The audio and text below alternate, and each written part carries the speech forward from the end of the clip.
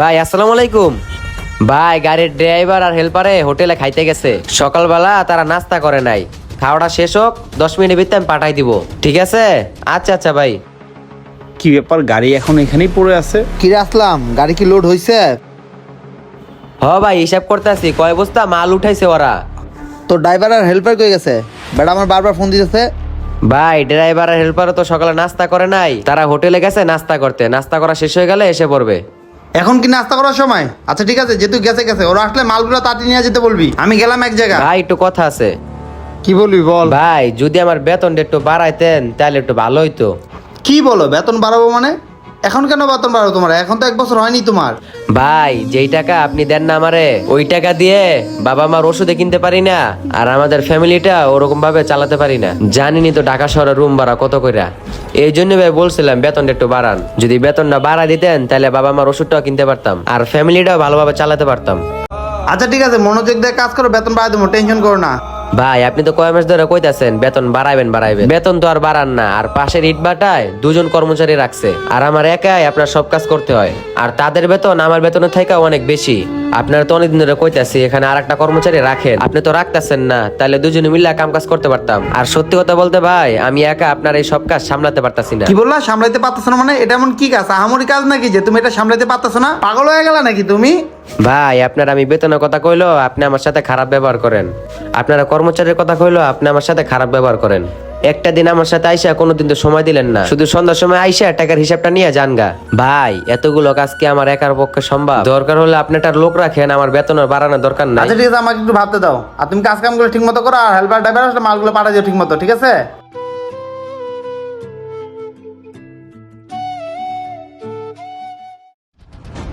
আরে নয়ন ভাই, আপনার তো দেখাই যায় না। আরে রশিদ ভাই কি বলতেছেন? আপনি তো খোঁজ খবর নাই। এখন আপনি কোথায় যাচ্ছেন তাড়াহুড়া করে?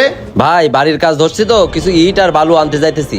ও আচ্ছা, তার মানে আমার ভাটায় যাচ্ছেন নাকি? না ভাই, আপনার ভাটায় যাচ্ছি না, জসিম ভাইয়ের ভাটায় যাচ্ছি। আপনার ভাটায় মালের দাম বেশি। কি বলেন ভাই? আমার ভাটায় তো পাইকারি মাল বেচা কিনা হয়। না ভাই, আপনি ছিলেন না, আমি গেছিলাম আপনার ভাটায়। অনেক দাম চাইছে আপনার ভাটায়। আমি বলছি কমে রাখো, আমি নয়ন ভাইয়ের পরিচিত। আপনার ভাটার ছেলেটা আপনার পরিচয় দিয়েছিলাম, তারপরও দাম চাইছে বেশি। তার জন্য অন্য ভাটায় যাচ্ছি। কি বলেন? আমার ওইখানে আপনাদের দাম বেশি চাইছে? আর ওই ছেলে তো এরকম পোলা না। কি হয়েছে আমাকে খুলে বলেন তো ভাই। আচ্ছা ঠিক আছে, শোনেন তাহলে। ভাই হয়ে গেছে তো, আর মার তো 5 মিনিট লাগবে। এই ছোট ভাই, এটা নয়ন ভাইয়ের ভাটা না? জি এটা নয়ন ভাইয়ের ভাটা।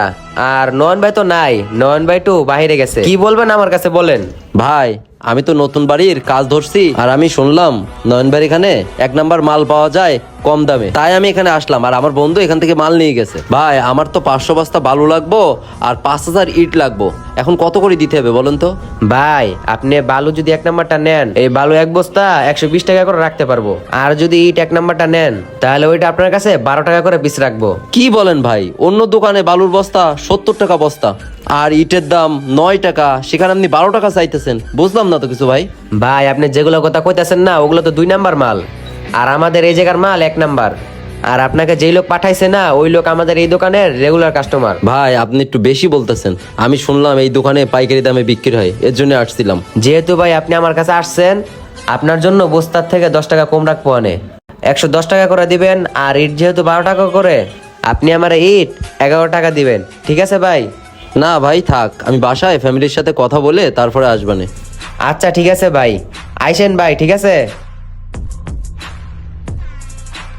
ইস, দান্দাটা করতে পারলাম না। মালিকের বেতন বাড়াতে বললে বেতন বাড়ায় না। যাক, এরকম যদি করে মুরগি পাই তাহলে তো আমার লগে ভালোই হইব। আর টাকাগুলো আমার পকেটে ঢুকবো, আর ওদিকে মালিকের যা লস আর তো হইবই। ভাই এই ঘটনাই ঘটছিল। কি বলেন ভাই? ওইগুলো বলছে? রশিদ ভাইয়ের কথা আমার বিশ্বাস হচ্ছে না। আর ওই ছেলেটা এরকম কেন করবে ভাইয়ের সাথে? আচ্ছা ভাই, আপনি এখন কয় বস্তা নেবেন আর কতগুলো ইট নেবেন আর কয় টাকা দিতে চান আমাকে বলেন। ভাই আমি শুনছিলাম আপনার ভাটায় বালুর বস্তা 70 টাকা আর ইটের দাম 9 টাকা, এর জন্য আপনার ভাটায় গেছিলাম। আমার 500 বস্তা বালু লাগতো আর 5000 ইট লাগবে। নতুন বাড়ির কাজ তো আরো অনেক কিছু লাগতো।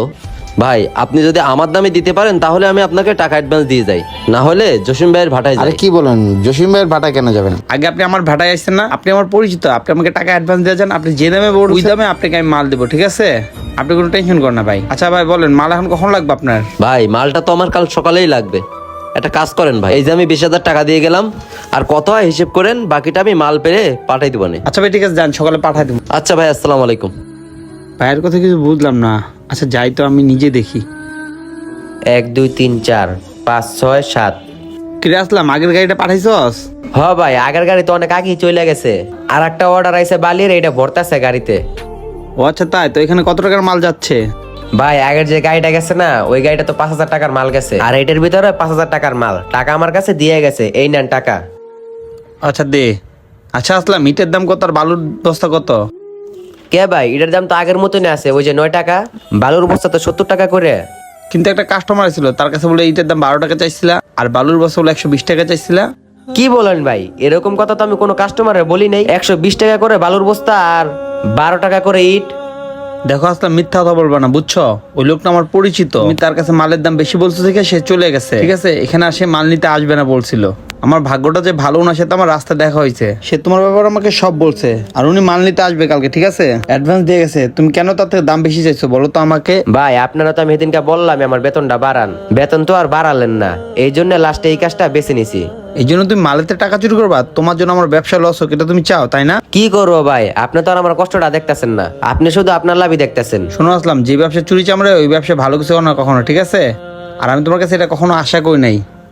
ভাই সত্যি কথা বলতে কি, আমার জীবনে এই কাজটা আমি আজকেই করছি, এর আগে এরকম কাজ কখনো করি নাই। দেখো আসলাম, চোরা চুরি করে কখনো বলে না আমি চুরি করছি। আজ ওই আজকে তোমার চাকরি নেই, তুমি চলে যাও, ঠিক আছে? আমি অন্য ম্যানেজার রাখবো। কি বলেন ভাই, আমার অন্যায় এতটাও বড় না এই জন্য আপনি আমাকে চাকরি থেকে বাইর করে দিবেন? তোমাকে তো পুলিশে দেওয়া দরকার, তাও আমি দিলাম না। যাও, চলে যাও, আর আমার ব্যবসা আমি দেখে নেবো, যাও। ঠিক আছে ভাই।